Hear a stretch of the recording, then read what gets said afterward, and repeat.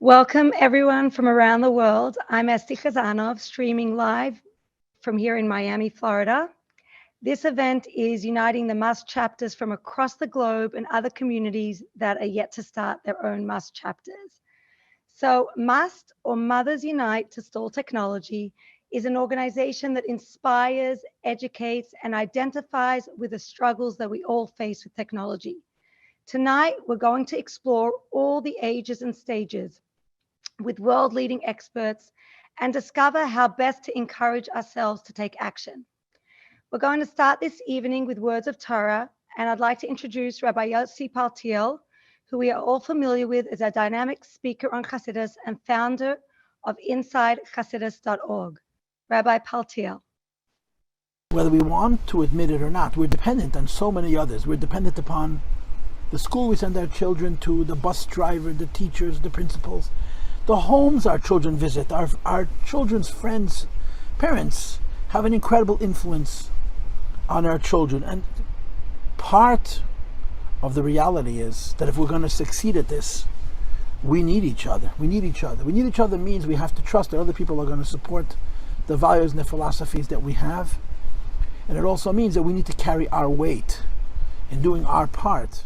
That one of the sweetest words in the English language is the word no. And it's never sweeter. It's never a sweeter word than when we tell it to our own selves.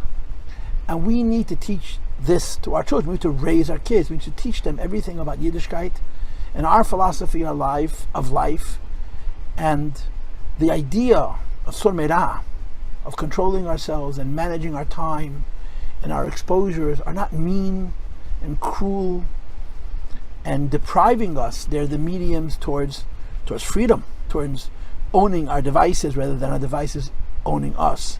And we have to carry our part of that burden along with our community, with our friends, with our neighbors, with our schools, that the children should get a singular message, that all of us understand that the technology is an opportunity. It's a great opportunity, but it's also an extraordinary test. Is that parents present all kinds of things to their children that are futuristic.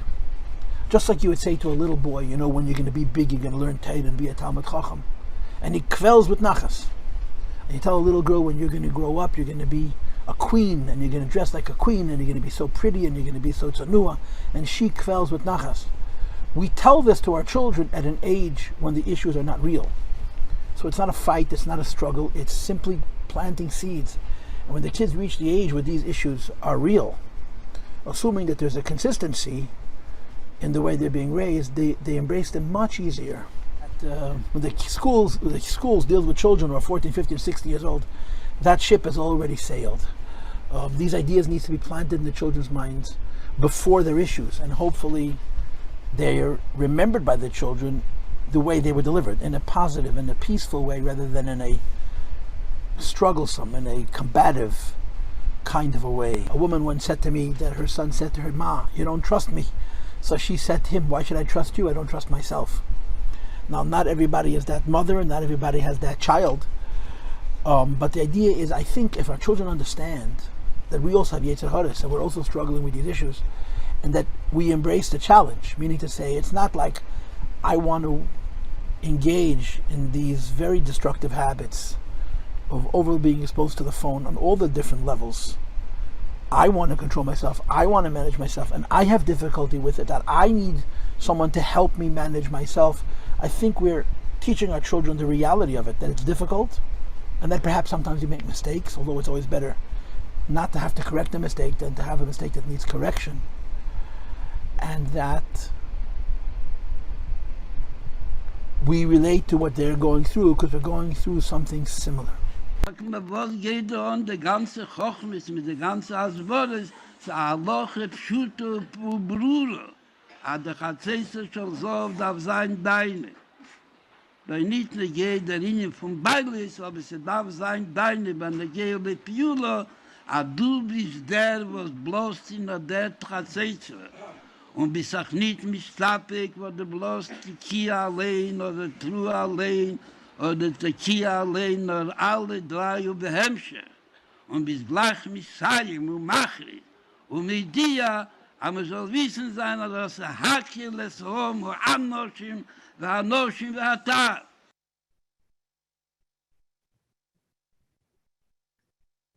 Tonight's event is dedicated to the Refuah Shalema of Henya Bas Bracha Devar Aleha. Let's all take a moment now to recite the capital of Tehillim on the screen.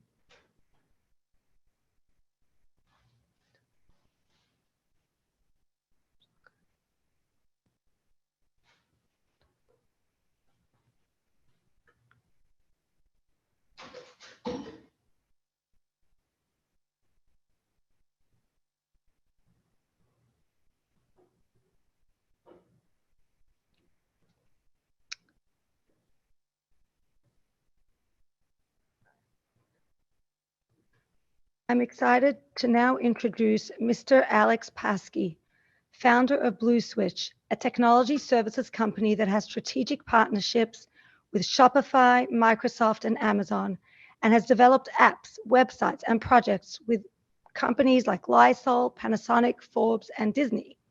In 2008, Mr. Paskey began speaking publicly about technology's dangers, especially to teens and children, using his own childhood and lifelong experiences as a guide. He currently serves as a senior advisor to TAG, Technology Awareness Group International, and is the president of the largest Sephardic synagogue in Dill, New Jersey. Mr. Alex Paskey.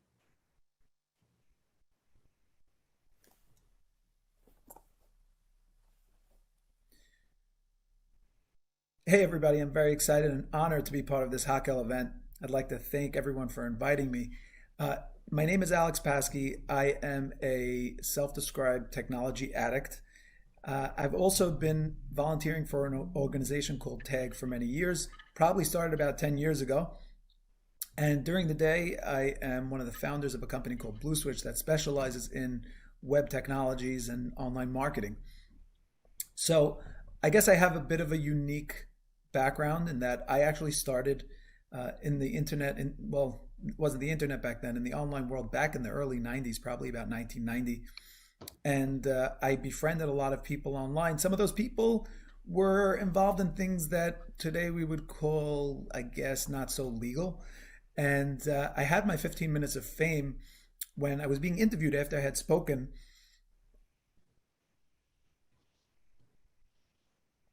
After I had spoken in Montreal for the TAG organization. And as a joke, the writer of an article in a Jewish magazine had challenged me to hack him. And I didn't really take it seriously, but then I saw he actually was serious and he wanted me to try. And in fact, I did do it. And I like to talk about this because there are so many important things that we could learn from the whole story. So once I gained access to his Gmail account, one of the things I did was I gained access to all of his online accounts, including his Amazon accounts, etc. But from there, I actually, we have a lot of these devices in my office for testing. I restored one of the iPhones as him under his account. At that point, I had access to all of his information. I could impersonate him. I saw his photos. I had everything. Now, again, this was a challenge. He actually wanted me to try to do it. I wouldn't recommend doing this yourselves. It's not exactly legal. But there's so many important points that we could take away from that story. And I think a lot of them are just glossed over. So when I first started speaking for TAG years ago, I think the internet, I'm not sure everybody fully grasped the implications of the internet and how dangerous it actually was. I think today we're much more in tune. We understand a lot better what the dangers are, but there's still a whole bunch of lessons that we don't take to heart. So for example, one of the lessons I see all the time is we may all feel or know that the internet poses a danger to ourselves and our children, but I think many of us still believe, well, that happens to them, not me or my family. My family's very, very firm. We're saying Tillim all day. Or, this is something that happens to some of the lower income people or anything else.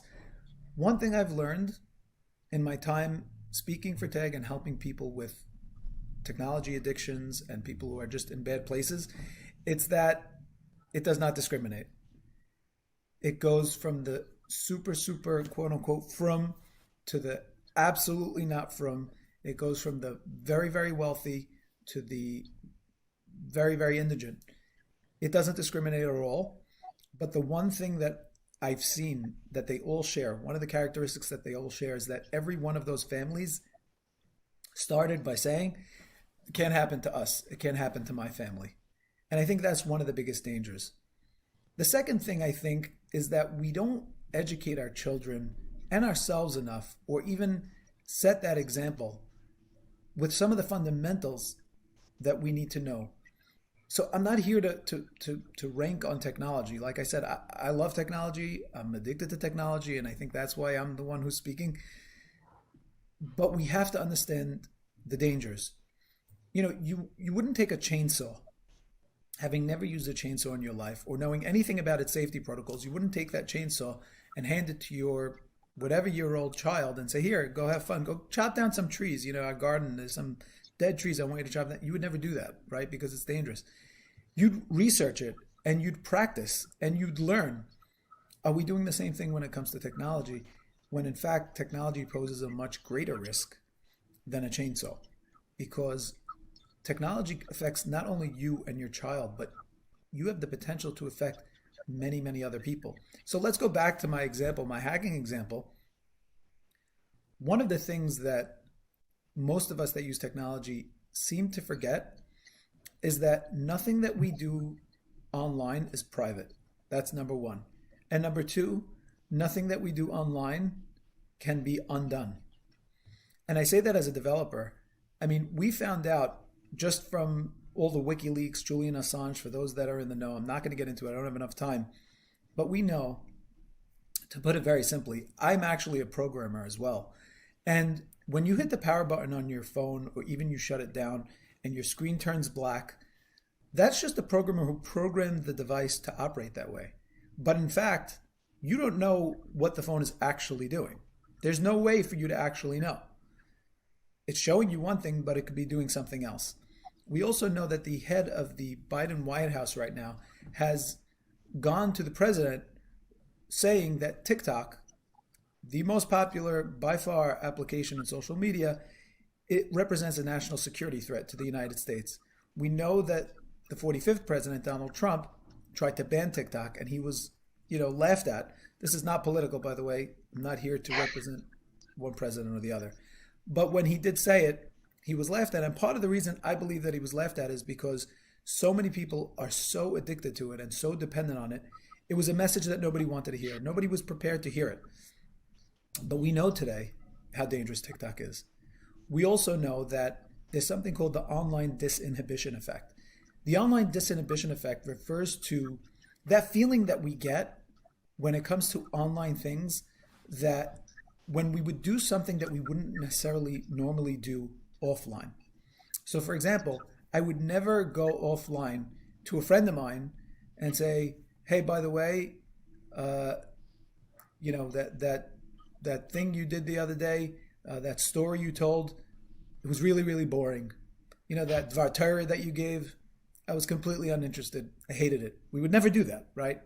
You'd say, oh, shkayach, but somehow, miraculously, when we're texting or WhatsApping or whatever, we could say whatever we want. We'll say, oh, by the way, the other day you were super boring, and we stick a smiley emoji after it because that koshers the whole thing, right? It's all kosher now because you put the smiley emoji. It's called the online disinhibition effect. And what that means is that we're much more uninhibited when we're on our devices because we're one step removed from the other person, right? I don't have to see the person's reaction. I don't have to feel that guilty feeling of hurting somebody. And what that means is that all of us, and especially the younger generation, are more inclined to do things online that we would never do in real life. The problem with that is twofold. Number one, it leads to some very bad places. We don't have to think too hard. We could just look at the news on any given day. But one of the more dangerous aspects is that you can't undo what you've done online.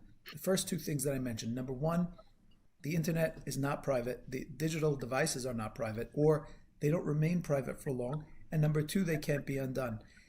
According to recent statistics, and these studies have been done over and over again, when asked, especially among young people, when was the last time they accidentally texted somebody by mistake to the wrong person, over 90% say that it had happened to them recently. And we know because we've all done it. And the problem is, once you text someone accidentally, you can't undo it. Well, I could delete it. I could delete it in WhatsApp. Yeah, but maybe you texted a picture and the person took a screenshot, or maybe you said something and they took a screenshot of that. What are you going to do then? It's not private, and if it is private, it doesn't remain private, because with one touch of your finger, it's no longer private. And once you do, there's no stopping it.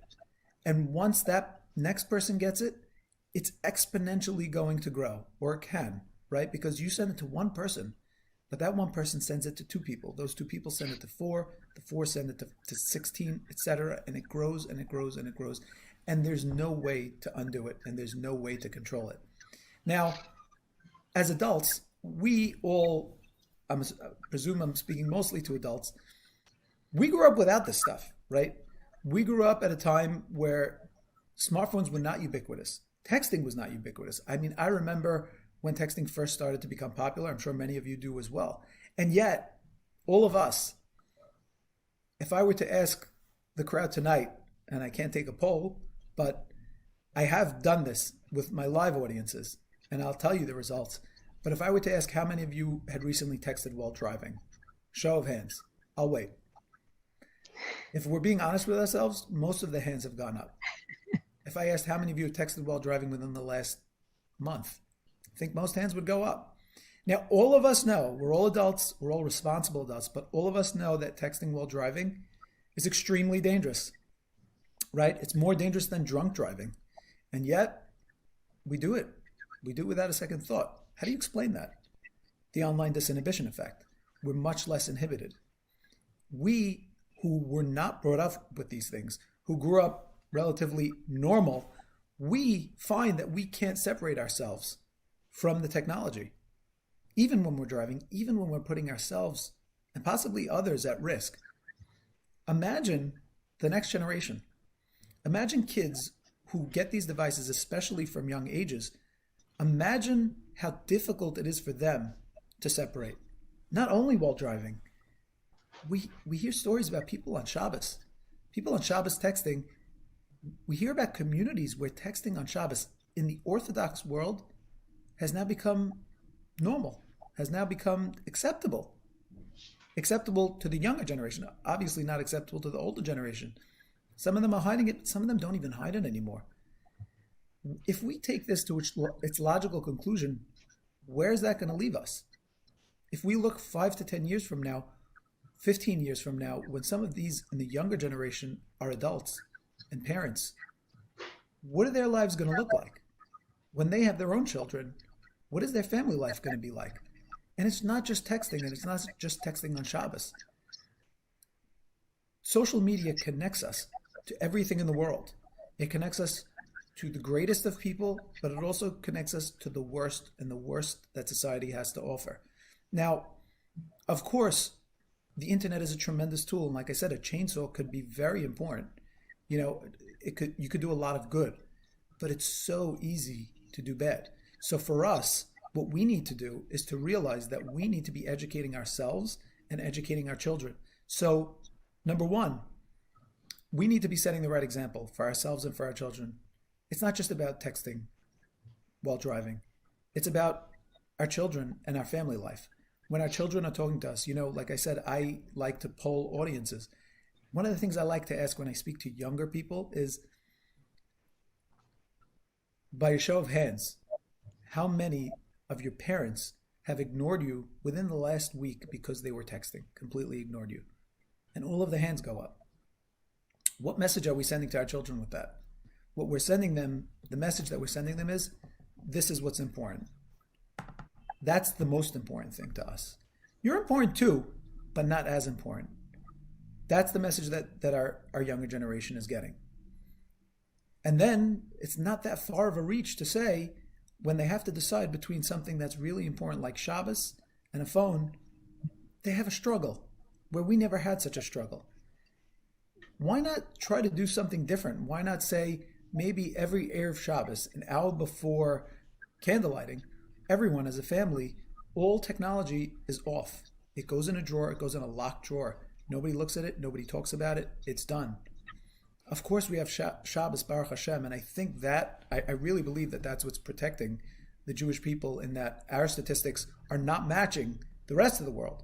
But at the same time, we need to do more. We need to sensitize ourselves. We need to inoculate ourselves from the dangers that are going on in the world. What better way to do that than to take a stand, and to take a stand with our families? Once you do that, and once you begin to take a stand with your families, it's time to spread that out and get involved. Get involved with your schools. Get involved with your shuls. Get involved with like-minded parents. That's what's important. And if you're thinking about having a device, having a smart device, getting a smart device for your children, it needs to be understood that just like from Jews, we understand we're different. We walk down the street, we see McDonald's, and we're starving. We don't walk into that McDonald's, right? We're traveling, we're away, and there's really nowhere to eat. We make do. We buy that, we go to the store, we look for some peanut butter, right? That's how we roll. It's okay to sacrifice a little bit. And that's really what we're all about.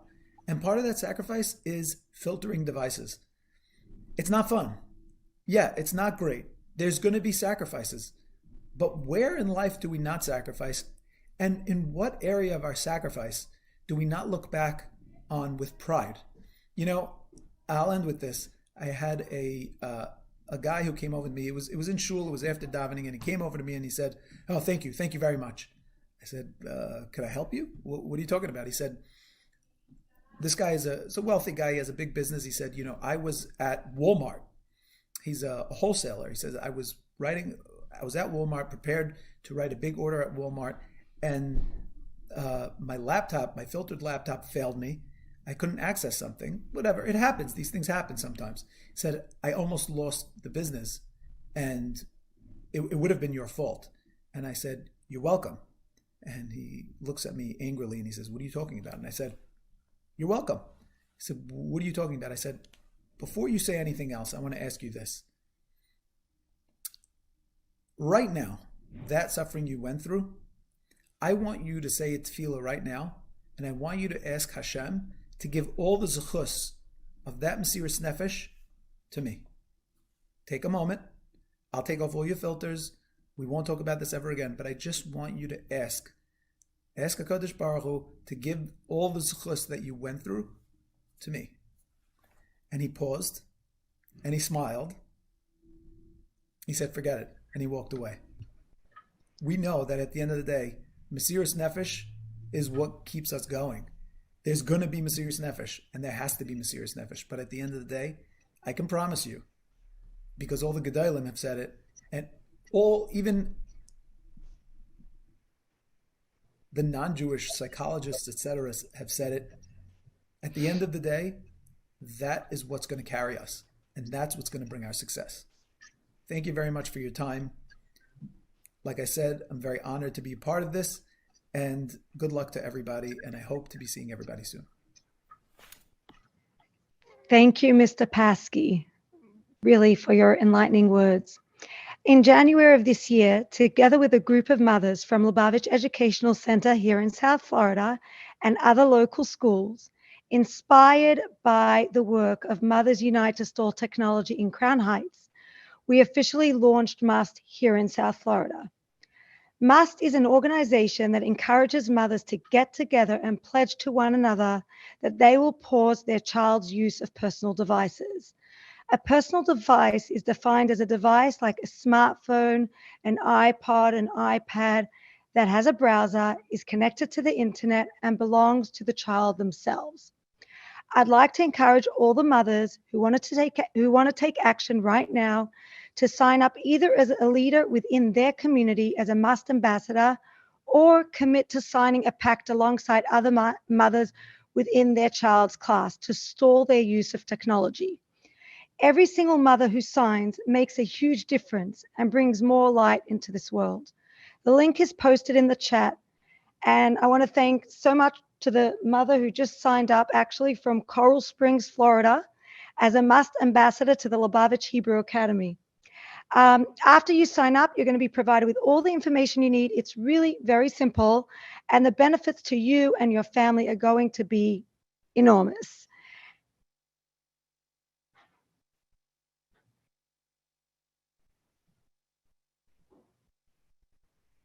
Rifki, why do you think it's important to start at such young ages?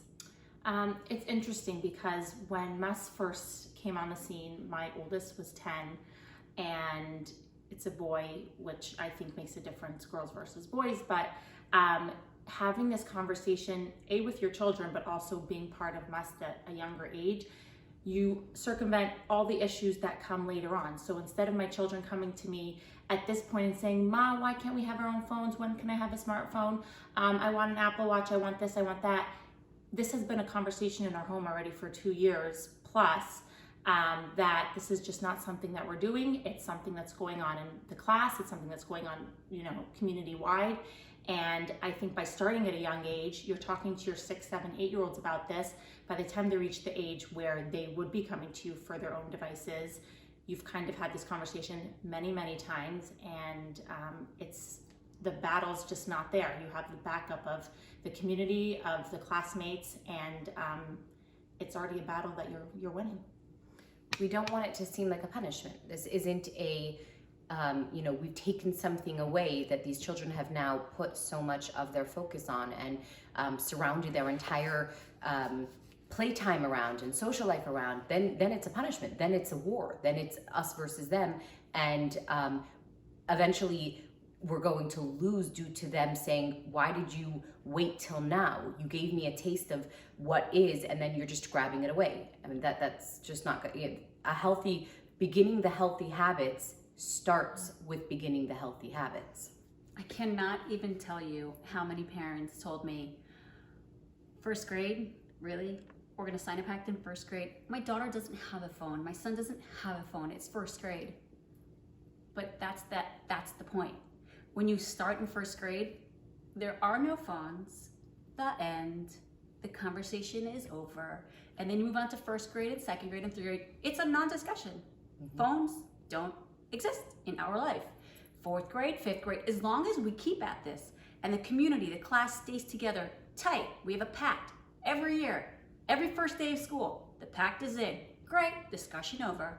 First grade, second grade, third grade, fourth grade, fifth grade, I don't know, maybe eighth grade, maybe we just keep going. If we really believe in it, we hold it together, we start so young, that's it. Conversation's over, we keep going, and then we see success.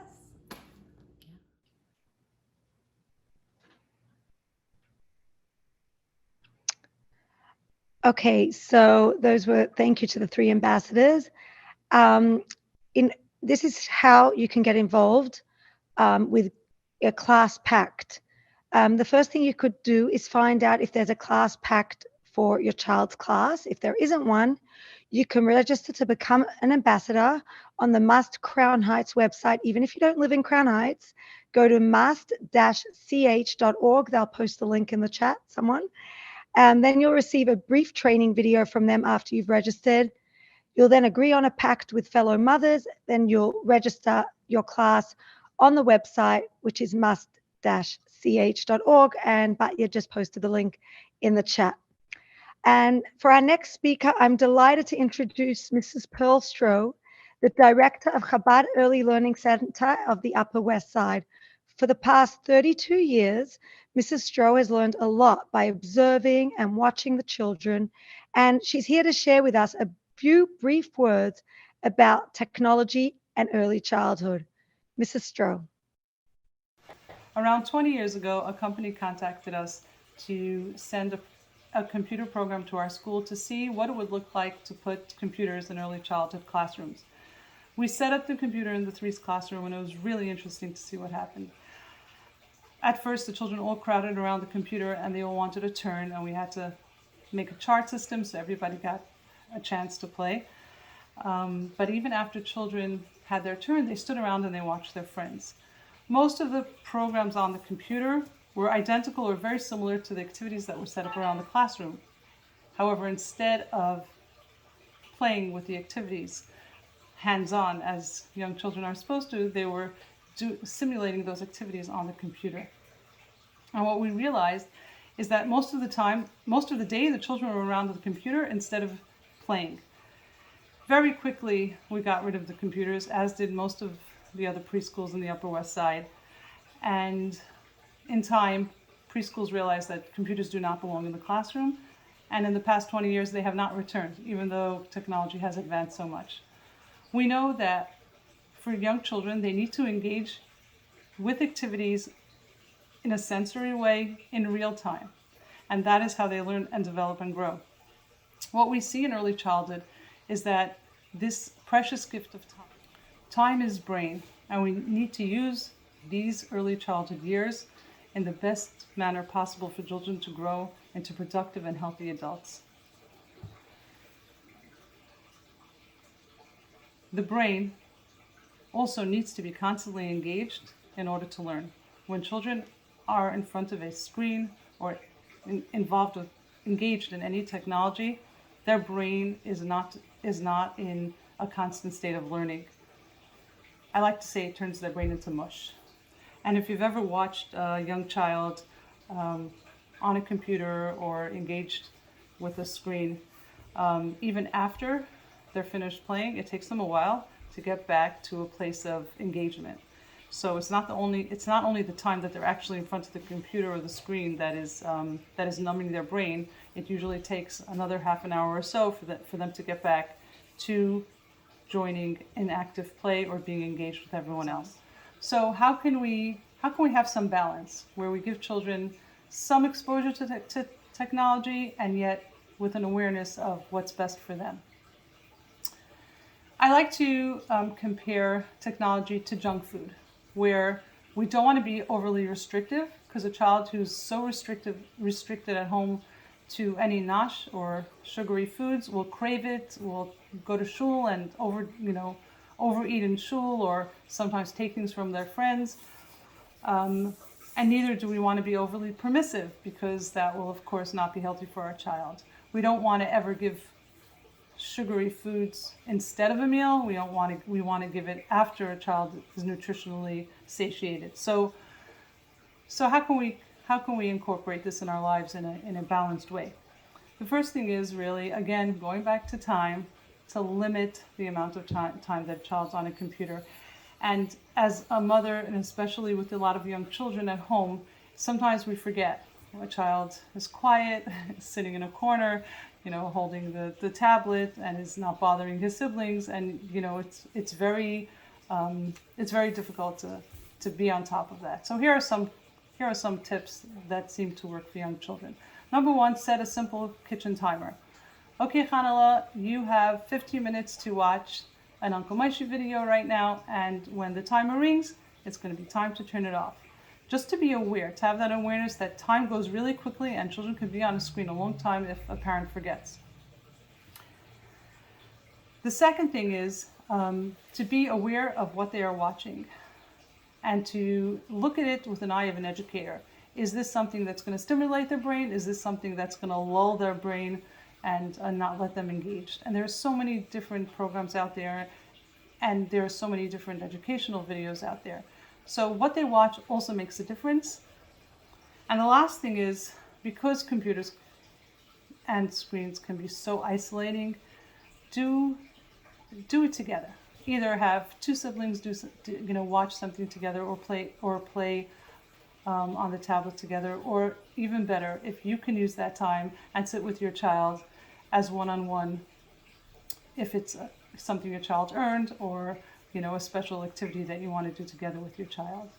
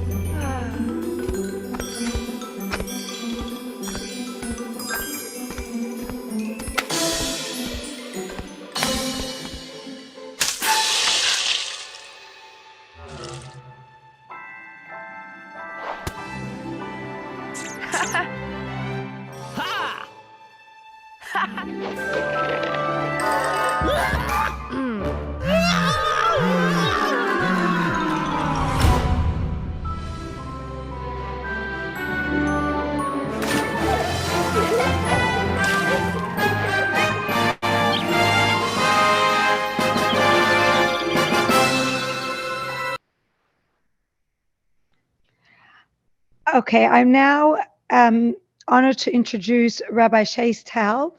He's a teacher of Chassidus, a shliach, and the director of soulwords.org. He's well known for his fascinating parenting course, amongst many other things, and he will now inspire us all with his words. Rabbi Shay.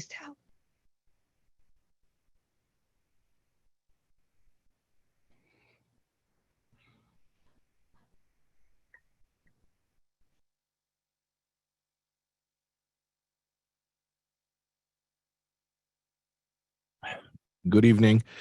It's an honor to take part in this Hakhel gathering.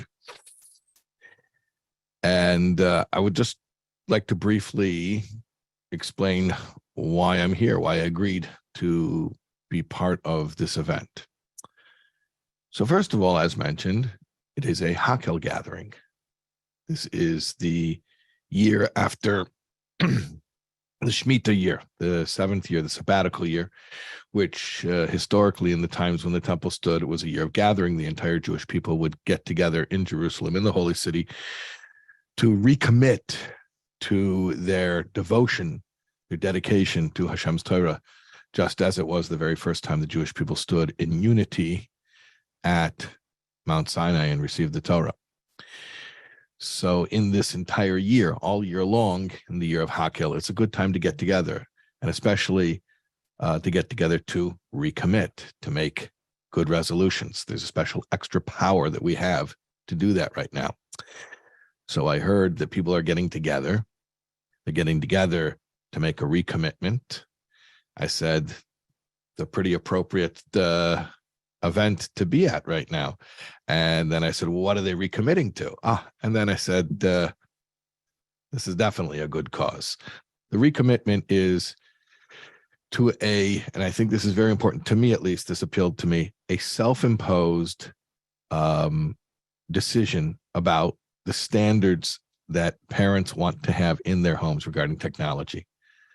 I'm a big believer in the fact that we're adults, especially, we're parents who, if we're not the adults, who are, and we have to make decisions and we have to figure out what's right for our families. And so I love the fact that the M.U.S.T Pact is all about parents making decisions for themselves to do what's right for their families. This is not something anyone's being forced to do. This is something people are doing because they feel this is going to benefit their children. And you can't have a better cause than that. People getting together to strengthen each other so that they can strengthen their own homes. I mean, don't get better than that. But specifically, I also wanted to just mention something about the whole attitude here that I appreciate. And that is that this is not in any way anti-technology. This is not about bashing and creating a boogeyman and saying all of the problems in the world are coming from this one thing. It's actually a very sober and very rational response to any development that happens in the world where something exists. Everything that exists in the world exists for a divine purpose. Hashem created everything as part of his plan. We know that. And at the same time, there has to be an intelligent approach how to make use of things for Hashem's plan. If you learn Tanya, there's a Tanya map behind me. So if you go to like chapter 7, for instance, it talks about the fact that most of the physical world is full of spiritually neutral stuff, right? There's some stuff that's forbidden, so you can never use it. Some stuff that's holy. So that already has its designation. And then most of the stuff in the physical world is somewhere in between. It's neutral. It depends how you use it. So this is what technology is. All we're saying is parents should make rational, informed, responsible decisions about the proper, healthy use of technology in their homes. What age, what stage of development, how much, when, where. It makes so much sense, and it's such an empowering and responsible attitude. This is what being an adult is. This is what being a parent is. It's about looking around and saying, many resources today. There's so many things that we can use to serve Hashem, but you have to be smart about it. You have to use it in the right way. And, you don't let a 3-year-old drive a car, right? So you got to be smart about how children are introduced to different things that exist in the world so that they can ultimately use them in the proper way, in a way that glorifies Hashem and that accomplishes Hashem's purpose, which is to make this physical world a holy place, holier than heaven. So thank you for involving me in tonight's gathering. I take strength myself from being a part of this, and may Hashem bless us collectively with success in making good decisions for our families and giving our children the right safety and security so that they can flourish. Good night.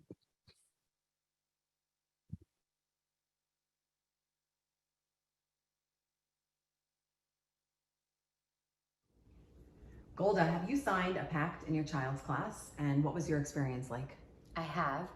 I think initially there was a lot of skepticism. I think that the community was not really able to understand where we were coming from. Once we really introduced the idea that this was family, community, every child in specific, being protected and getting the quality of life that kids deserve, that families deserve, I think that the concept became extremely welcome, and thank God we saw great success. Hani, what was the overall reaction in your child's class when a pact was introduced? So I was nervous. I was nervous to ask parents. I had 3 boys, and I took the task. I'm gonna ask all 3 boys' classrooms, are you willing to participate in our pact? And first I was a little hesitant. Will everybody say, this is a ridiculous idea, I want nothing to do with it? Because that could be an answer I get, and then what am I supposed to do from there? But shockingly, everybody I asked, in one of my boys' class, within 10 minutes, I had, I'm in, totally, this is amazing, I can't believe you brought it, this is great, wow, what an amazing initiative. In 10 minutes, I had 3/4 of the class exuberant about this new concept of a pact being signed in a class. That was 3 boys. It way surpassed my expectations of how it would be received, and it was amazing. And Rifki, did you have a similar experience? I did. At first, in my daughter's class, parents really wanted more information. They wanted specifics. They wanted to know what the details of the pact meant, which made me happy because that made me realize they were taking it seriously and they weren't just going to sign it because I posted it. But once I explained to them, what it meant, what, no screen time on play dates meant, what family devices meant, what all the different details of the pact meant, they were really excited about it, and majority of the class signed, and it was really, it was a good feeling. It was really exciting. It felt empowering, and it was really successful. I think overall, we collectively were so shocked at the feedback that we got, or the feedback that, when we all went in nervous, and then we were shocked and amazed that, wow, everybody wants this in their class. The fear was something that we put on ourselves, and we got, are people gonna like this? But we were all amazed, all of us. Yeah.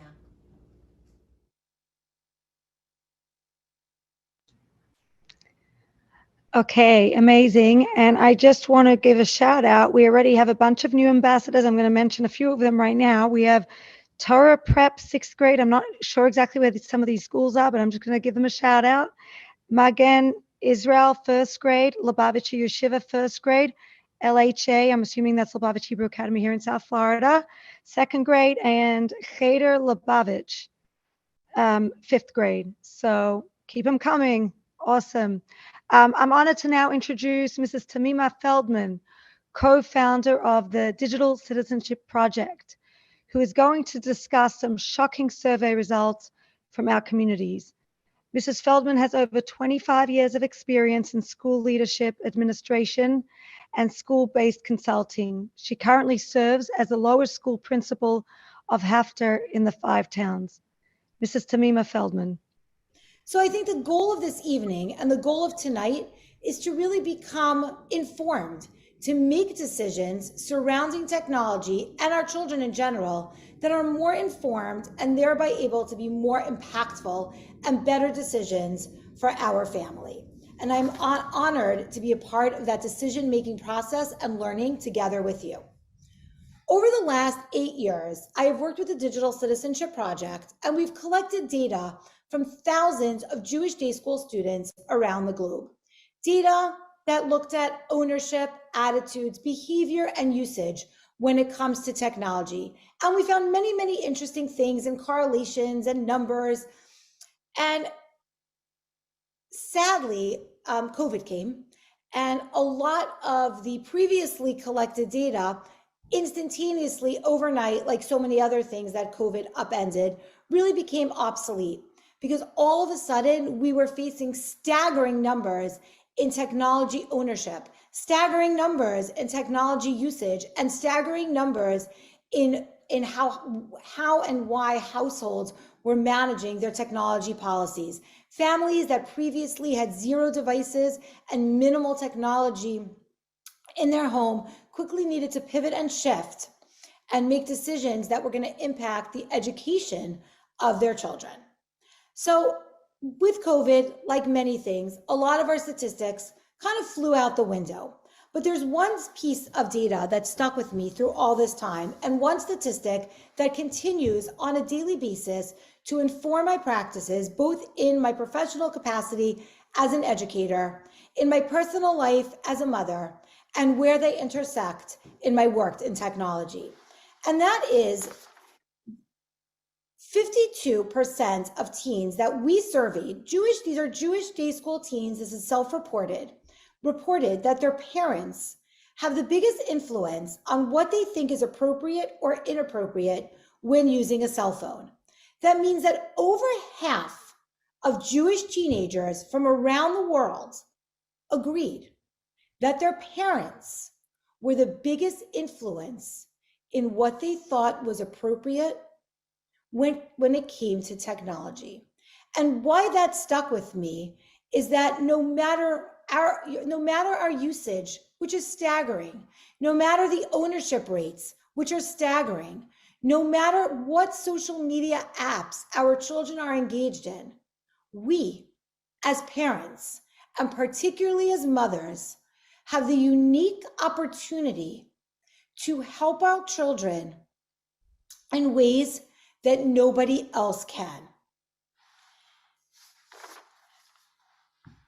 Over half of children think that you are the most important when it comes to their technology, how they think, how they feel, shaping their values. And as Jewish mothers, we hope that we plant seeds, and we hope that somewhere in the not too distant future, we see those seeds take root. But for teenagers to tell us in the here and now that their parents have the biggest influence on what their values are and how they live their life according to those values, to me, was such an impactful piece of data, and one that I really took to heart. Our role, knowing this information, is really to model, openly discuss, not to judge, to facilitate conversation, and understand that it's actually probably impossible, if not very difficult, to understand the challenges that our children face, no matter how technology engaged or disengaged we think that our children might be. The world has changed, and we know that on a very intellectual level. But to really understand the student experience, the children experience, it's almost impossible. I know that every generation, myself included, I'm sure my mother's listening to this, thinks that their generation's so unique and that our parents can't understand our challenges. And I remember being that 16-year-old self. But I also do know that navigating the challenges and parenting children with technology today is a challenge that our parents didn't face. They faced other challenges, no doubt about it. I was not the model teen, but they didn't face this challenge.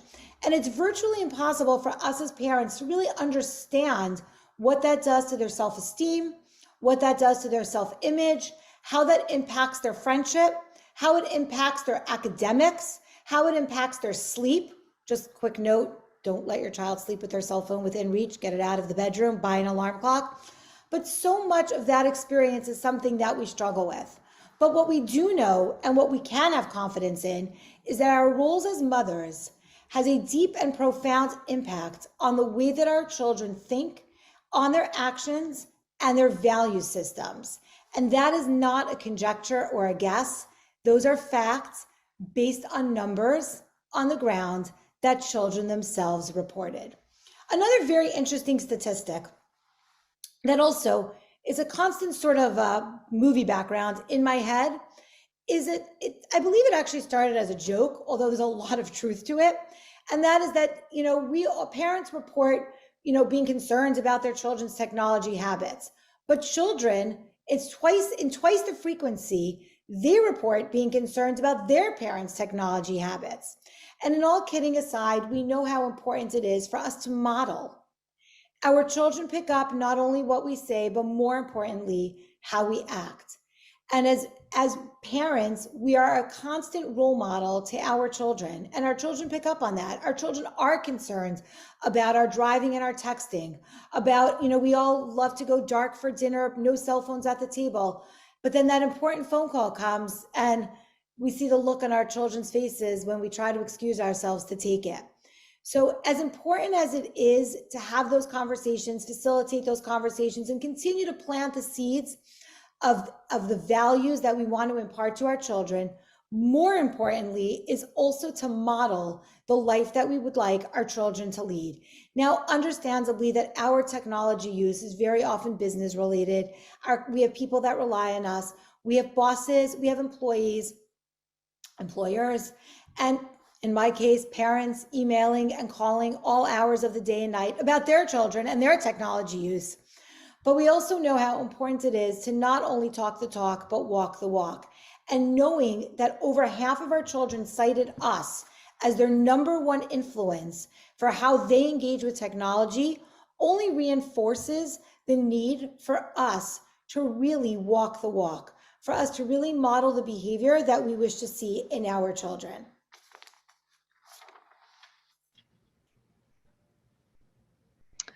Thank you, Mrs. Feldman. That was really, thank you, Mrs. Feldman.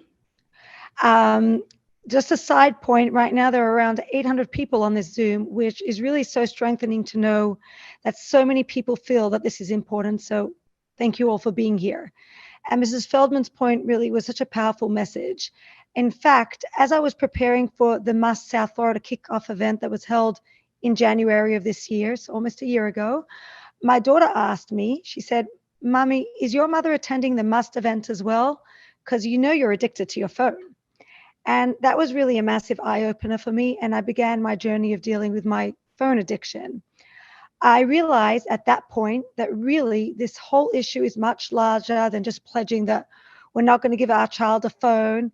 It's really a lot deeper. It requires real work, and that work creates authentic connections and really magnificent opportunities.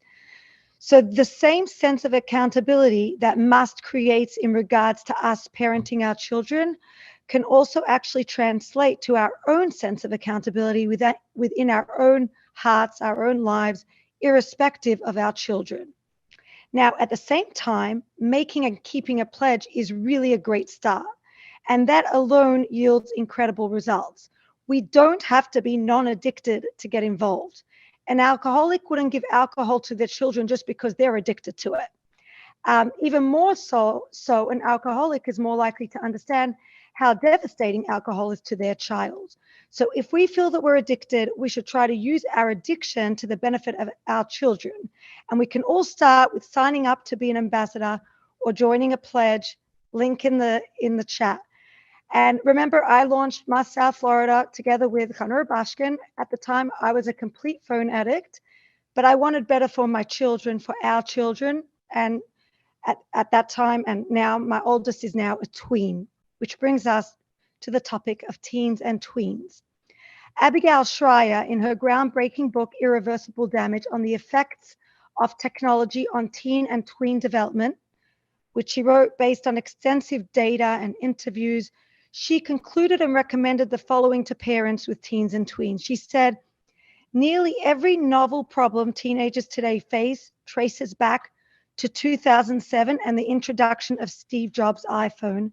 And in her words, which are so powerful, quoted them before, quote them again, if I had told you in 2007 that one device would produce a sudden skyrocketing in self-harm among teens and tweens, you would likely have said, no way is my kid getting one.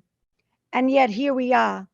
The statistical explosion of bullying, cutting, anorexia, depression is owed to the self-harm, instruction, manipulation, abuse, and relentless harassment supplied by a single smartphone. And side note, if we think that these self-harm activities are not going on in our middle schools, in our high schools, then we're being completely naive. And I invite you to talk to any middle or high school principal in any of our schools, and they will all agree with this statement. And Abigail Shrier continues saying that parents are parents for a reason and shouldn't be afraid to push back, and that our kids can handle it, and they even crave the boundaries that we set. So on the topic of teens and tweens, I would now like to introduce Mrs. Dina Gorkin, the principal of Benos Chomesh Academy Junior High and High School in Crown Heights. Mrs. Gorkin also teaches at Beis Rivka Seminary in Crown Heights and is the Director of Community Education for Operation Survival, a drug and alcohol prevention program in Crown Heights. Mrs. Gorkin will now address the teen and tween years within the context of technology use. Mrs. Dina Gorkin.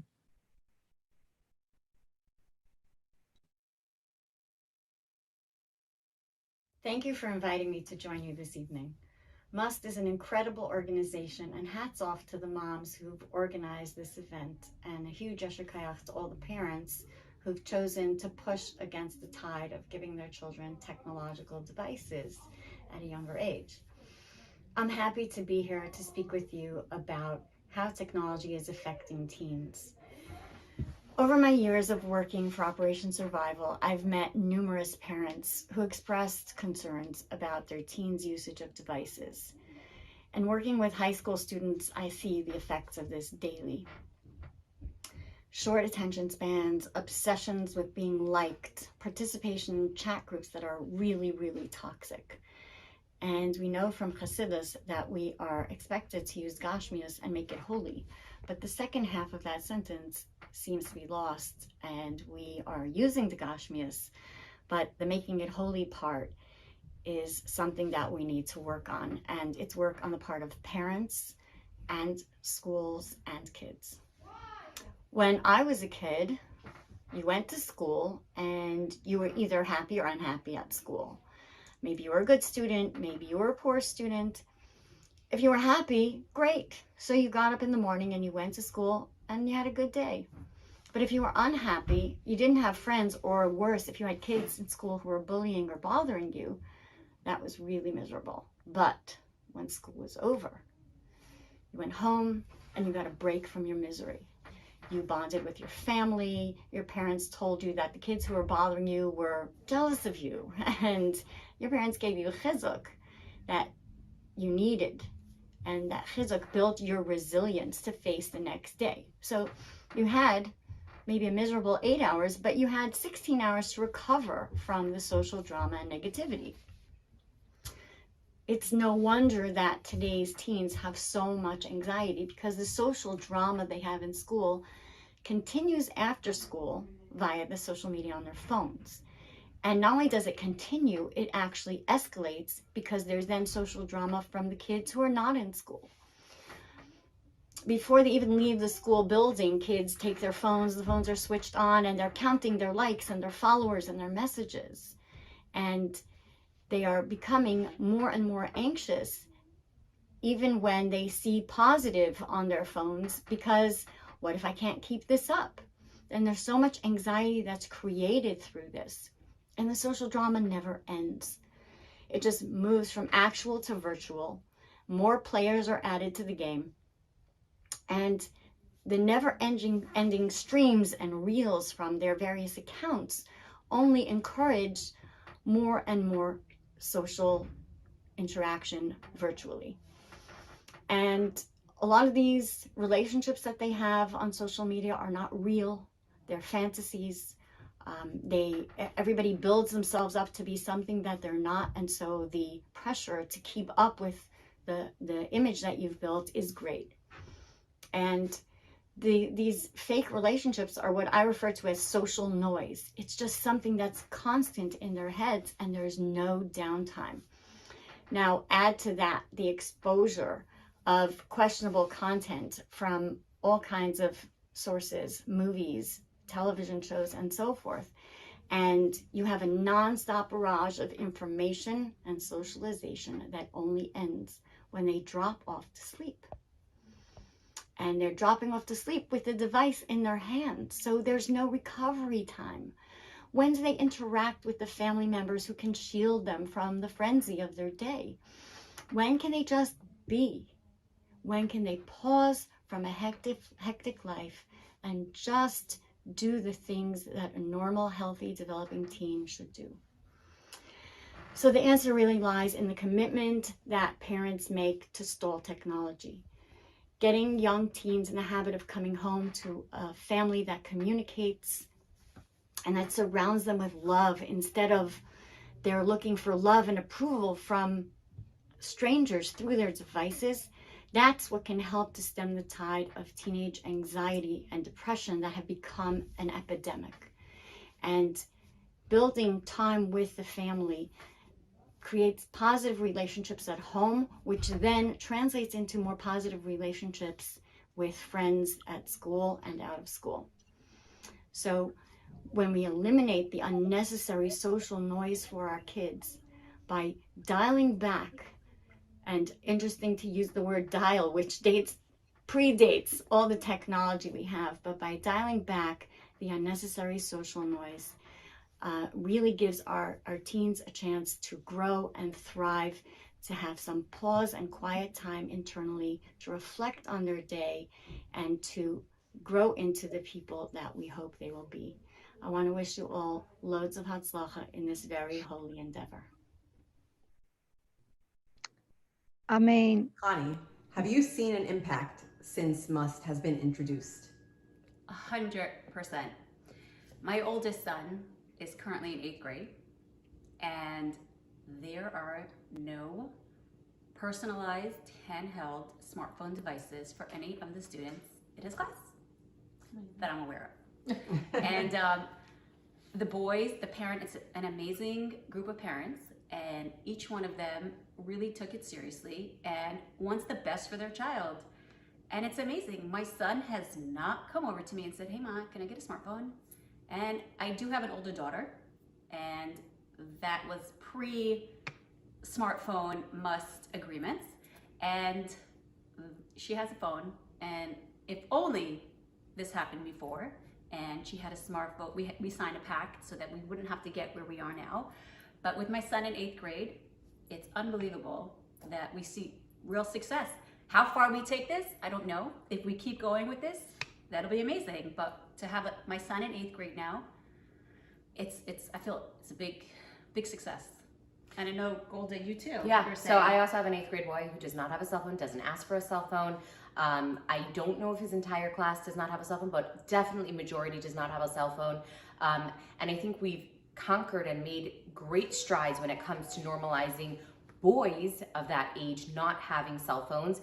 And I think that we need to conquer a lot more ground when it comes to girls of the same age. I think somehow we've kind of put this out there that it's more dangerous for boys, and it's, you know, gonna make it that boys will 100% have issues that we no longer want to, you know, deal with as a result of having access to these devices. We have not yet realized that the same gender, that the opposite gender of the same age is falling into a massive danger zone as well. So I think that there's still much room for our growth, and I think that we need to get mothers on board that the same strides and success that we've found with boys can be found with girls of the same age. I absolutely love that you said that, because I feel like it's true. In the boys, we made it to 8th grade, and you ask somebody like, in the girls' class, do you think we can make it to 8th grade? And they're laughing. Yeah. Why are we laughing? Yeah. You know, because we have to give them cell phones earlier, because they're putting more pressure, because everybody has it. We can still make a difference. And I know that you were saying something about your daughter now. I feel like this is a very instrumental age. It's making me feel a little better because I'm hearing your great success that you've been having with your 8th grade boys, and I have a 5th grade daughter. And I'm hearing horror stories that are happening at events, at bas mitzvahs, where girls are bringing their phones and not engaging and taking part in the simcha of a girl's bas mitzvah because they're so busy either taking pictures or posting things or looking up things and just hanging out in cliques in the corner instead of participating in bas mitzvahs. So to hear that you're having such great success with 8th grade boys and my daughter's 5th grade, like I'm excited that there's hope. There's really hope for we could do this to happen. Look, we could do this. Our children have one childhood. They have one childhood, and there's no going back. If they've spent most of that childhood addicted to a device or learning to be addicted to a device or losing out on the moments of life because they're living it through a screen, we've just taken everything from them. I mean, we can't once it's gone, we can't go back and give it back to them. 100%. Beautifully said. Thank you. Just want to do a shout out. We have 12 new ambassadors now, 3 from Los Angeles, 4 from Florida, 5 from New York, 1 from Sydney, Cheder Chabad, and keep it coming. We're on a real roll over here. Okay, our next speaker is New York Times bestselling author and creator of the Newman Method, Rabbi Mordechai Gary Newman, a psychotherapist, rabbi, and author of 7 books on marriage and child psychology. There are over 1 million copies of his books in print. Oprah referred to Rabbi Newman as one of the best psychotherapists in the world when she had him on her most memorable guest show. I'm honored to present Rabbi Mordechai Gary Newman.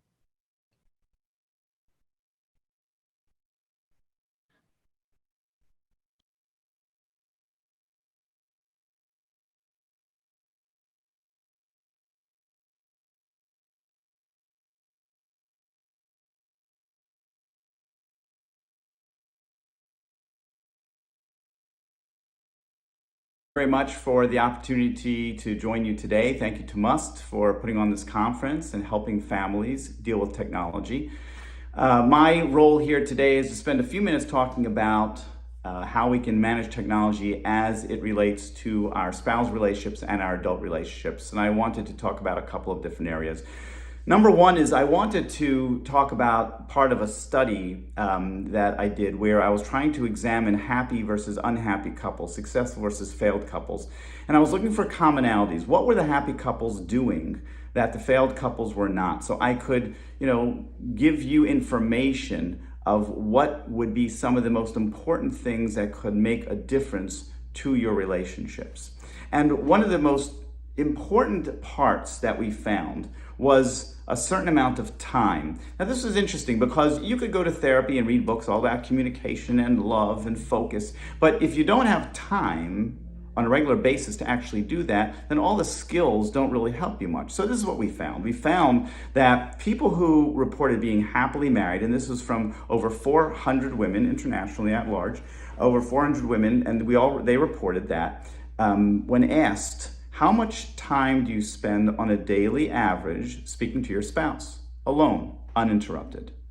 So the people who were happily married, their daily average was 30 minutes and above. The people unhappily married, it was below 30 minutes. As a matter of fact, people who are happily married, a quarter of them about said they spent more than 60 minutes on a daily average talking uninterrupted, whereas people who are unhappily married, sadly, a quarter of them said about less than 5 minutes that they spent talking uninterrupted. So you began to see very clearly that you could have skills, but what you need in your relationship is regular time, consistent time. That's a daily average. Doesn't have to be absolutely every day 30 minutes, but it means that you have to put forth the effort that every day we are connecting, we are talking, we are having some flow, how your day is going, what happened, who'd you meet, what's going on tomorrow, some just general friendly flow that you're really connecting with each other every single day.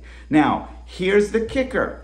The idea was it had to be uninterrupted time. Now that means, of course, you can't have your kids, coming into your room like a revolving door. I need you to sign this for tomorrow, and et cetera, et cetera. But also it meant shutting off the telephone, shutting off the smartphone, shutting off the life, period. Shutting off your phones and turning on your marriage. Because people do not understand what an interruption to a conversation really is. So when people are talking, a couple are talking, and something comes up, oh, just a minute. Well, first of all, we know never in the history of humankind has anything been just a minute. No text, no email, please. But even if it is just a minute or 2 or 5, the difference in our conversation when we have that interruption is enormous, changes everything. Because when we talk, as you know, when you really think about it, we need some time to sit and relax with each other, talk to each other, figure things out. Again, it doesn't have to be relaxing. You could be cleaning up the kitchen or cooking or making lunches for tomorrow. But the point is that when we're with each other, breathing the same air, just chatting, that chit chat is so important. As soon as it gets interrupted, there's a flow that stops. There's a comfort level that is immediately broken. When you come back a minute or 2 or 5 later and say, oh yeah, where were you? Oh yeah. So what's going on? So what's going on with her or with him? No, it's almost like we're starting all over. So it's not just minute to minute. I know people who get on their smartphones and say, come on, we were just a minute. It was, look, I look at it. Look, it shows 1 minute and 37 seconds. It doesn't matter. To be able to shut off that phone. Also, imagine what that says to your spouse. I'm shutting off my phone, putting my phone away. For this next half hour, nothing to do with anybody, but I'm absolutely focused on you because I want to be. What a message that sends, and that's a message that we need to send in our relationships. So again, find a way to find times when you can be with your spouse and you can turn off the phone, or if you need it for an emergency, put it away. Even when couples go out to dinner, and we've all seen it, we've all done it probably, where we see couples and they're both on their phones at the same time at dinner, right? I mean, we think we laugh at ourselves, we laugh at others, like, really? That's what we're here for? But then the other thing is that people will take their phone and they'll put it, on the table. If they're good, they'll put it face down on the table. No good. Put it away, under the table, in the car, somewhere away, so that it's not sitting there as if any moment we're talking, but I know any moment, because the phone is sitting right there, that we could stop and something else could be seemingly more important. So putting away the phone and giving yourself breaks at those times is crucial.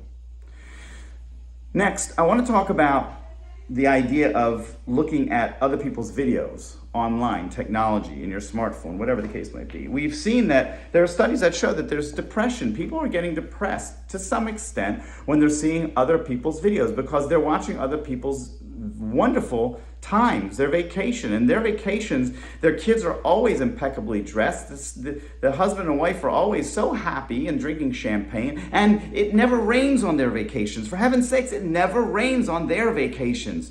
Okay, so the point is, then we feel bad. Oh, I didn't get to go to that place, and it's not as beautiful, and my kids, talk back to me, and my husband and I got into a little bit of a spat. Oh my goodness. Well, don't you think that's what's going on over there as well? Yes, of course it is. But, we're good at PR. We're not sitting there putting out there on the web. We're going to put out there all the bad times that we're having and the challenges. They're having challenges as well. So stop looking at it. Stop being a voyeur into their lives and seeing how much better they might have it. Or, as you look at it, understand that, of course, this is what they're putting forth as the best of the best. And you have those best moments as well. You might not want to put them out there, or you might not have the time to focus on them and put them into a package to put on a video for somebody else to see. But nonetheless, you want to keep it in mind that, of course, it's not something about me that I'm not having that, because they're not having that either. They're having what they want to perceive as a good moment, and they want to let other people know about that, and that they're entitled to that. But you don't want to get swept up and start to feel depressed and sad about it. So keep that very much in mind. That's something that's been studied and has been proven at this point. Finally, I want to mention something that maybe we can learn from the smartphone, something we can learn from it. And sometimes you can learn from things, of course, listen, again, I'm not one of these people who says, it's all bad. There are good things that come from it. Surely if you Google today ways I can be even more connected to my spouse, techniques and books that will teach me to be even healthier and more in love with my spouse, that's a good thing to use your smartphone for. If I want to send loving emojis to my spouse and make her feel wonderful throughout the day, great thing to use your smartphone for. But a lot of times a smartphone is too much, it's too absorbing of our energy, and we don't have much energy. We got so many things we're doing. Our energy is precious, and any relationship needs a great amount of energy. And the more energy you put somewhere else, the less energy you have for the things you love in your relationships and in your spouse. So here's what I want you to think about. You know how sometimes people wake up in the morning and after Moda'ani, well, I hope after Moda'ani, they pick up that phone. And boy, they look at that phone, they start looking at that phone with a passion, Well, imagine, learn from that phone. Learn from that phone and wake up tomorrow morning and say Moda'ani and look at your spouse. And talk to him or her with the same passion. Look at that person, that passion. How was your night? What did you dream about? What are you going to do today? What are you looking forward to today? What are you nervous about today? Take all that passion. Imagine if you put that to your spouse, what that's going to feel like. So we can learn from that. We can learn from that. Imagine if you put that passion to other relationships in your life. And you're going to see the change in the people around you, the connection that you have. It can be incredible. So I appreciate you giving me the time to talk to you about this. And anytime I have a chance to help people really remember what the important things are in life, what's meaningful, where are we putting our time and energy. And I think this moment, let's be really honest with ourselves, because when it comes to technology and the smartphones, I think we all have a way of justifying our behavior. We have to do this, we have to do that. If we miss this, we're going to miss something, some opportunity, something really important. And I think let's take a moment now to remind ourselves, it's very new. Okay, I don't know who I'm talking to, but how old you are, but chances are there was a time in your life where the smartphone wasn't really easily or readily available, or surely you didn't have one. And even if you did, I know I'm getting older, so maybe it's I'm thinking in the old man's thinking, but we lived very well without it. So it can be an additional tool, but remember, it's a tool. It's not a life source in and of itself. We can do great things with it. We can be fine and do great things without it. So be honest with yourself today. Am I using it well for my life? Or is it interrupting the flow of my conversations, the flow of my life that I should be engaging with others and really enjoying my time with meaningful developing my relationship with others? So hopefully tomorrow morning you'll wake up and you'll look at your spouse and you'll talk to your spouse in a way that will put a smile on his or her face. And you can do that every day, and you're going to bring out the best in your spouse, and they're going to bring out the best in you. Thank you very much for giving me the opportunity to talk and say these words to you, and wishing you all the best. Have a wonderful Freilich and Hanukkah. Thank you, Rabbi Newman.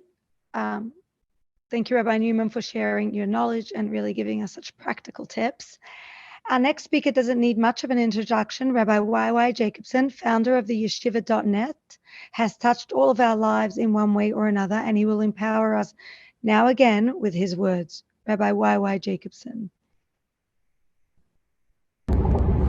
It's an amazing thing that mothers are coming together in order to strengthen ourselves, chazak, chazak, v'nis chazek, in the need to be able to utilize technology the way Hashem wants us to utilize technology. Kol ma shebara Kadosh Baruch Hu b'olamai lo broi ela l'chvayde. Every creation in this world is to be utilized for the sake of revealing goodness, morality, holiness, and godliness in ourselves, in our homes, and in the world. I'll just mention swiftly the 2 points of many points that are vital and urgent, but I think are also important to emphasize. Number one, the other day I was in Florida, I had a lecture, and I went to a restaurant to eat something, and I got up to wash, and I see the table near me. There's a father and a mother and 2 children. They ordered food and they were waiting for the waiter to bring the food. And all 4 of them were on their phones. I don't know if they were watching my clips or something else, but they were all on the phones.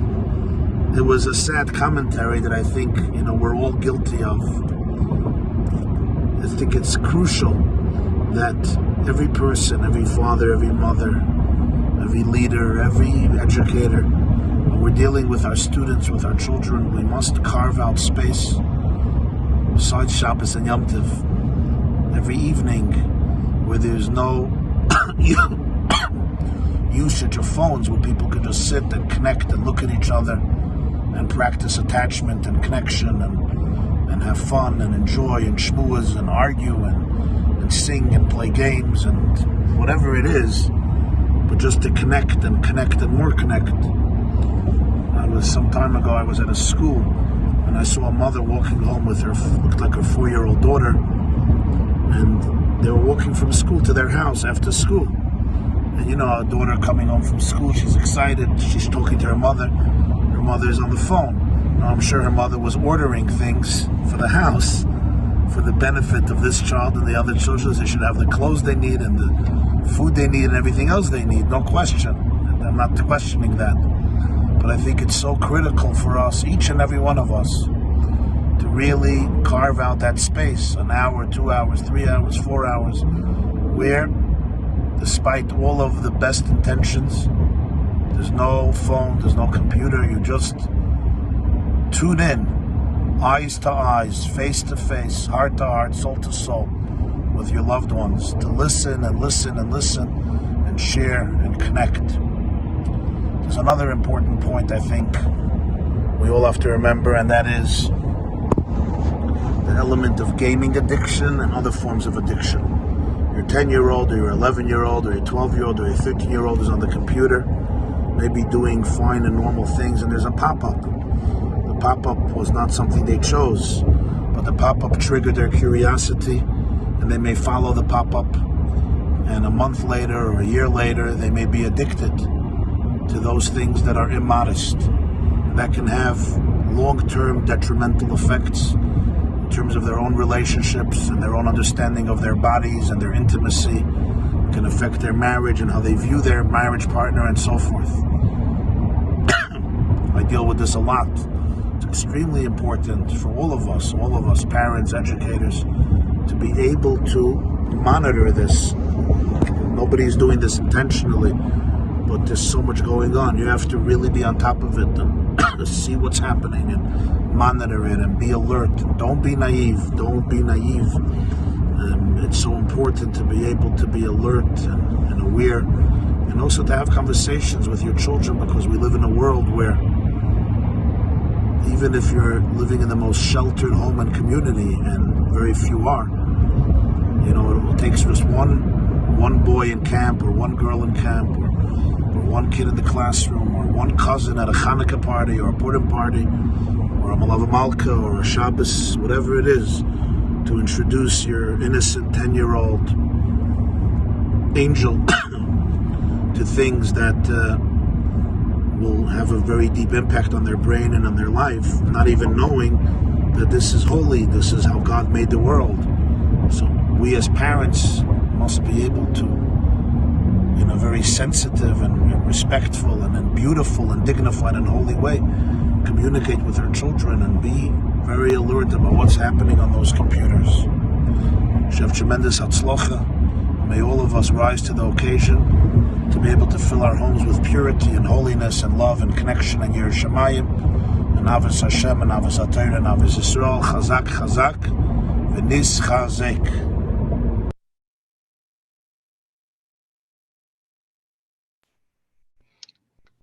Thank you, Rabbi YY Jacobson, for those very powerful words.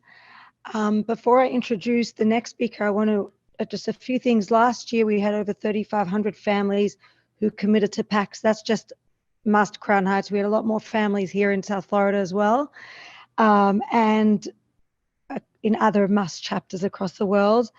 Something else I just want to add, by divine providence, Hashgacha Pratis, tonight is actually the founder of Chabad.org, Rabbi YY Jacobson. I believe it's his yard site, and may his neshama have an aliyah.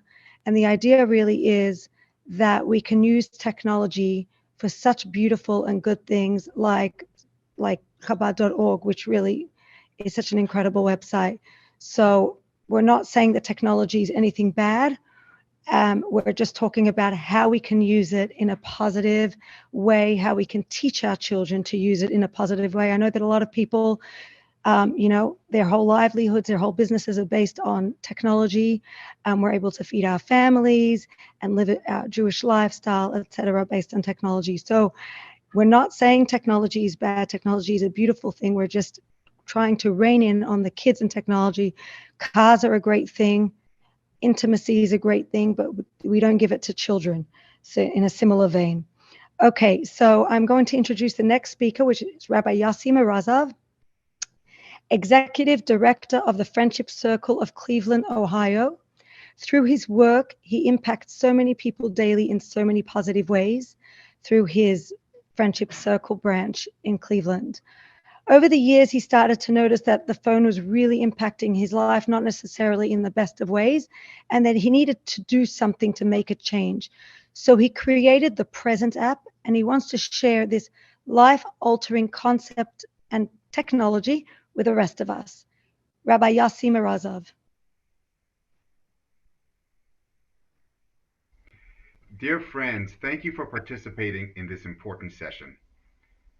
What if you knew that the kavana was dafka that you should have a touchscreen smartphone, and dafka that it should be a temptation to the eye, and dafka that it should be attractive for knowledge, and dafka that you should transform and leverage that very temptation to better your connection with Hashem, your spouse, your children, and your friends.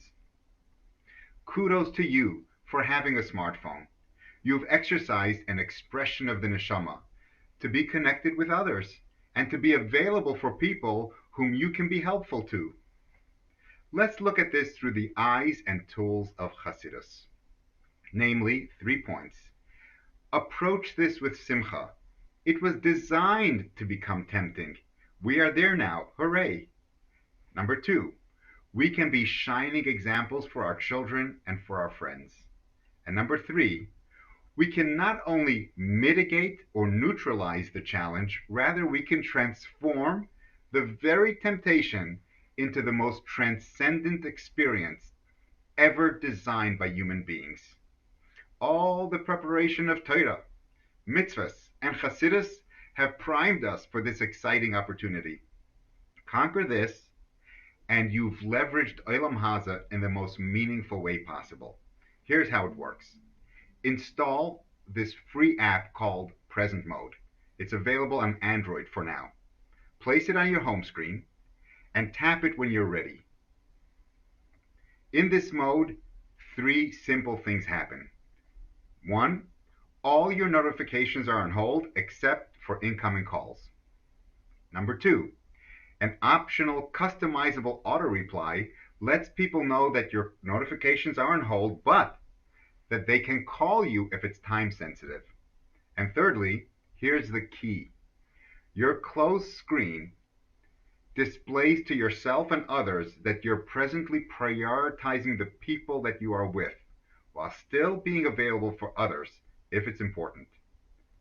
The happiness I have seen in my children since using the present is starkly apparent. I cannot overstate how transformative this process is. I'm now at a point where I put my phone in the present before going to bed, and I keep it on for the first 3 hours of my waking day. Just imagine the mental muscle I have built by having my phone near me every single weekday morning and having the mental capacity to never check it for 3 hours. I get my chitas, Rambam, mikveh, helping the kids in the morning. I get so much done. I actually do keep a pen and paper with me during these 3 hours because some of my best ideas come to me then. I write down the tasks needed for the day ahead. I even save many of these. Bottom line, enjoy your smartphone. Leverage it. Every part of it can be leveraged for the good, for you, for your children. Learn to love its temptation because it's a gift that can be leveraged to give our children the gift of presence in the most intentional and meaningful way. L'chaim.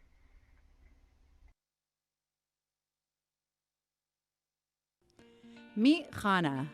Chana wants to raise happy, resilient, well-adjusted adults. But smartphones and devices are getting in the way. Everyone is getting phones. I'll be the only one without a phone. I want a phone too. Enter M.U.S.T, where positive peer pressure delays the ownership of smart devices. Chana follows these 4 steps. Find out if there's a class pact in place. If there isn't one, register to become an ambassador. Watch the brief training video and agree on a pact with fellow mothers.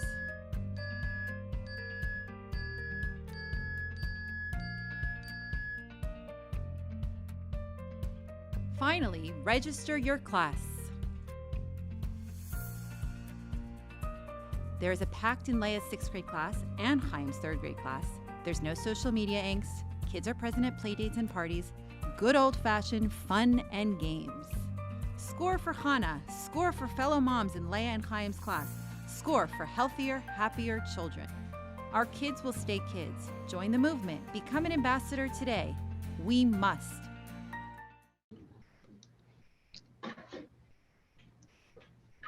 Beautiful video. I was in Atlanta this past weekend for an exciting family simcha, Sarah, I see your online Mazel Tov, where I found out that one of my adult nephews had traded in his smartphone for a flip phone. And I was quite intrigued to learn that it's a growing trend in the Chabad community in Atlanta, Georgia. And really, I was curious to learn more. So we asked Dr. Herschel Kessler, a pillar of the Chabad community in Atlanta, to share with us what this is all about. And before I invite him to speak, there's just one thing that I wanted to share, and that is in regards to a campaign, an idea for Hanukkah, which is called Power It Down and Fire It Up. Join Jews across the world going screen-free for 30 minutes after Hadlakas. After you light the Hanukkah candles, spend Hanukkah candles and you're sitting with your family, spend half an hour of technology-free quality time with your family and give them all the greatest Hanukkah gift that they could have ever dreamed of. And with that, Dr. Herschel Kessler, really excited to hear what you have to say.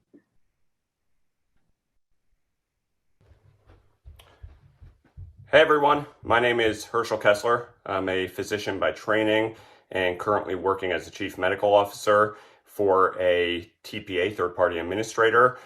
I keep myself pretty busy. I've been a practicing ER physician for the past 9 years, and in the past 5 years, I was a medical director for 4 emergency rooms.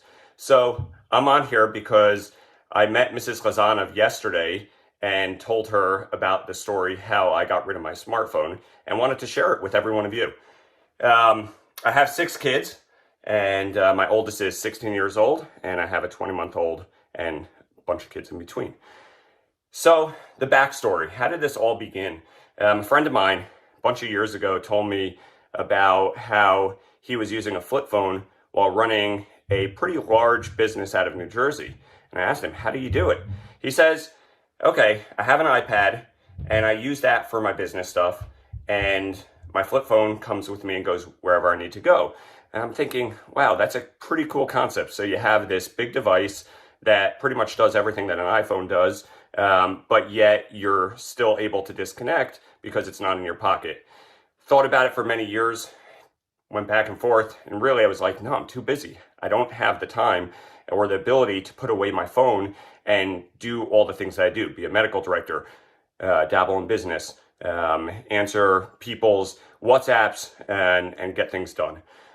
So fast forward to this past Rosh Hashanah, I was in Shul, and a friend of mine came over to me and said, hey, I'm getting rid of my smartphone. Are you in? And I said, okay, let's do it. He said, all right, we're starting after Simchas Torah. We're gonna get a smartphone. So right away, obviously, the discussion came up of what do? We got to get an iPad. We got to be able to do the things that we do. He's also a business person, communicating with people on a regular basis. So we made that decision, and it was actually myself and 3 other friends together. And after Simchas Torah, it was a little bit tricky and a little bit nervous, but ultimately took the plunge, ordered a dumb phone that has texting and phone calls, and got a iPad with cellular service so that I can be available all the time as needed, and did it. So the real question is, first of all, it's counterintuitive. You're getting more technology to get less technology, but in reality, it works. The biggest problem is that you're addicted to your pocket. Wherever you are, the moment your brain has quiet, you're pulling out your phone. And you go through that loop. You check Facebook, you check the web, you check the news, you check LinkedIn, whatever it is, and you just kind of repetitively do it over and over again. Well, I broke that loop. So now I have an now I have an iPad, and the iPad is with me very often. And I spend a lot of time doing the technology, but when I'm not with my iPad, I'm more present with my kids. I'm more present when I'm eating out. I'm more present when I'm at a meeting, and I'm more present just in general. How do I feel? I feel great. I hope that you guys think about it, figure out what works, what doesn't work, and take the plunge. Ultimately, just think it through, come up with some plans, know that you're going to miss out on certain things, but in the bigger picture, you're going to be a much calmer, happier person. And with that, your kids will see what you're doing and hopefully follow suit. Thank you. Thank you, Dr. Kessler. Really incredible. Thank you for sharing. This evening, we have had a range of ideas and tools presented, changes large and small that we can all make in our lives to help us recreate lost connections or to nurture connections that were never able to be nurtured because of our non-beneficial technology use. Not every idea may speak to each of us in the same way, and that's okay. Some of us may be pulled towards the present app, others towards the idea of maximum uninterrupted time with our spouses, or any other of the other actions and mind shifts that were discussed here tonight. We all need to do what we know is best for ourselves and our families. At the same time, there is one tool that I think should speak to all of us here who are parents, the gift that we can give our children, and that's the gift of Mast that we've talked about. So I want to take this opportunity to remind all of us that now is the perfect time to get involved with Mast. Sign up either as a leader within our community, as a Mast ambassador, or commit to signing a pact alongside other mothers within our community to stall our child's use of technology. Everyone who signs up makes a huge difference and really brings more light into this world. Check out the chat. There are a lot of links and resources that have been posted there, and that's where you can sign up as well. Here in Miami, we have seen incredible results from Mast. Mothers have told me that instead of most girls being on their phones at bas mitzvahs, the girls are now dancing and making the bas mitzvah girl feel so special, as it should be. That's a tremendous shift and a gift. Parents have reported that their children have stopped asking for phones because they see their classmates are simply not getting them, even in 6th and 7th grade. Again, that's truly remarkable. We've made progress. And there are so many more examples, thank God. Already tonight, so far tonight, we have 33 new ambassadors. Just saying, already tremendous shift right here. If there's one point we should all take away from this evening, it's that when we say no to non-beneficial technology use, we are actually saying yes to more connection, more joyful living, more energized living with our children and ourselves. I just wanted to share a thought from Rabbi Jonathan Sachs before we conclude this evening, and it really relates to what this evening is all about. Why have we all come together tonight? Why have we paused whatever we were doing, our busy lives? Why did we feel the need to come and attend this Regaining Lost Connections Must event? The Rambam explains that the mitzvah to light Hanukkah candles is so precious that someone who can't afford to buy the lights should sell something or borrow from another person to fulfill the mitzvah of the Hanukkah light. But then what happens if you find yourself left with only one candle on Friday afternoon? You need to light Shabbos candle and you need to light Hanukkah candles. Which one do you choose? You would think that you'd need to light the Hanukkah candles because there's no halacha to sell or borrow in order to be able to get Shabbos candles. But the Rambam explains that actually, if you have to make the decision between the Hanukkah lights or the Shabbos lights, you need to choose the Shabbos lights. And the Rambam says something very beautiful. He says, the Shabbos light takes priority because it symbolizes Shalom Bayis, domestic peace. And great is peace because the entire Torah was given in order to make peace in the world. We have survived as a people because we always valued the home more than the battlefield. We have always valued marriage more than military might, and children more than army generals. Peace in the home has always mattered most to us. That's what this evening is about. It's about bringing peace into ourselves, the hearts of our children, our homes, and our communities. And it's about regaining lost connections. Because when we feel connected to ourselves, our children, our spouses, and our community, we are at peace. May we all experience a deep sense of peace, and may we usher in the era of eternal peace and joy with the coming of Mashiach speedily in our days. And one final word before I end, I just want to thank all the people who are really helping us all usher in an era of peace, all the people who made this evening happen, the Mast leaders across our communities, Kingston, Pennsylvania, Los Angeles, California, South Florida, Phoenix, Arizona, Montreal, Canada, Pittsburgh, Pennsylvania, Muncie, New York, Baltimore, Maryland, Brazil, and Chicago, Illinois. And I'm sure there's many other places we can add to this list as a result of this evening. And of course, the organizers of this event, the Crown Heights chapter of Mast, these incredible women, Gila Schachter, Chani Mirazov, Batya Tenenbaum, Esti Lieblich, Kanalewska, Esther Rosen, Chaviva New, Simcha Minkowitz. Thank you also to the original founders of Mast International. From the bottom of our hearts, our sisters from Flatbush, Michal Clara and Nechi Eichenstadt. Also, thank you to Rachel Greengrass of Ma'or for her help with the How to Become an Ambassador video.